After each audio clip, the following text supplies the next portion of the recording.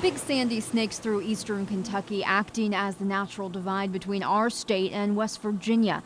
You can call it scenic, serene, and now polluted.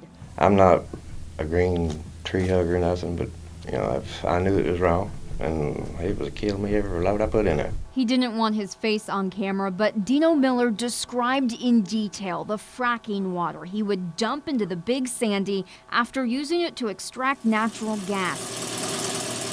He says it came out of a rig on this property right outside Louisa, and it was water his employer, Eagle Well Service, was supposed to recycle, treat, or bury in a disposal well. So the first load, I was guilty as they were. I put my first load in a creek just down the road, and you know, gray, slimy water, and I was tore up all day. I told my truck boss I was going to quit, you know, if I had to do it again. So he made it a little easier on my conscience, I guess, by putting it in the pit by the river. You can't just dump the water that you got from a well out onto the ground or into the environment, because it's not just water. The key environmental concern is that the fluid they use to inject into the well for fracking, it includes several other chemicals. By several, the University of Kentucky's Dr. Audrey Sawyer means hundreds of other, sometimes unknown chemicals. The things that are impacted range from frogs to fish to people who are swimming or drinking downstream. The Big Sandy stretches through several towns, around 30 miles of northeastern Kentucky land. We hauled all night and part of a day, and maybe a half an hour intervals.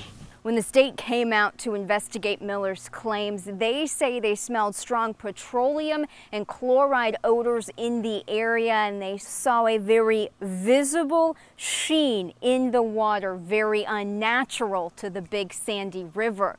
They issued violations on the spot to 3 men they say are responsible. Jack Justice, Jordan Keene, and Russell Parsons all received a notice of violation from the state's Department of Environmental Protection. Do you want to talk with us on camera about that? Russell Parsons is the man who owns the business cited on the violations, Eagle Well Service. Its headquarters is listed at this address in Salyersville, and we went there looking for answers.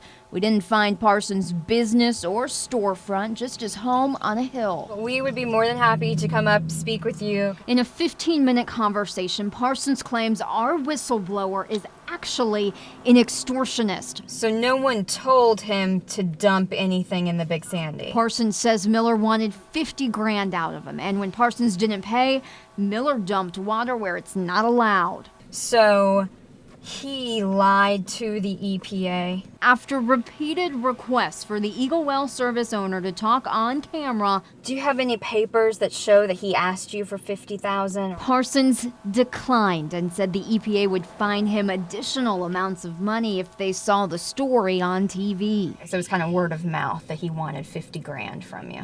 We asked Miller about the extortion claims. He said when he quit, he asked for back pay owed for working overtime. The EPA has cited Russell Parsons and Eagle Well Service in the past. In 2009, they made him pay almost $2,700 because he was late performing a required mechanical integrity demonstration on a well. Those demonstrations are the most common way to show a well isn't leaking, contaminating, or polluting underground sources of drinking water. Where's the working man supposed to go to try to fix things, you know? Miller says he went to the EPA back in April after months of illegal dumping. May 1st, the state issued violations, but the violations have yet to be enforced. When we called the Kentucky Division of Enforcement, they hadn't approved actual enforcement of the issued violations. That, we're told, can take months, and so far no one has assessed penalties. Why'd you come to us?